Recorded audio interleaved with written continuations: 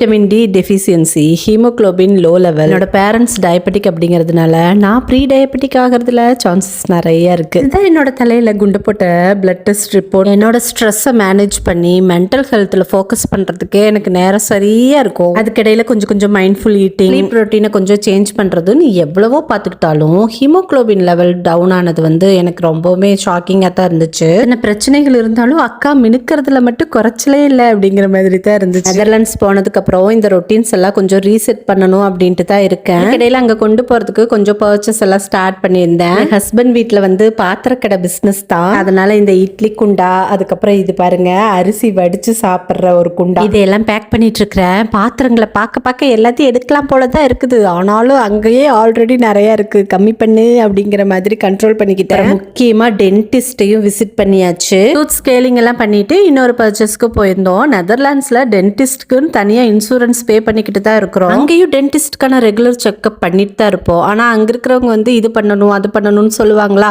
அதை என்னென்னலாம் சொல்கிறாங்களோ அதையெல்லாம் இந்தியாவில் பண்ணிக்கிறது. இது என்ன கேட்டகரின்னு எங்களுக்கே தெரியல. அப்புறம் கொஞ்சம் கிளீனிங் எல்லாம் இருந்துச்சு, அதையெல்லாம் பண்ணி முடிச்சுட்டு சூப்பராக தூங்க போயாச்சு. நம்ம மீண்டும் பார்க்கலாம்.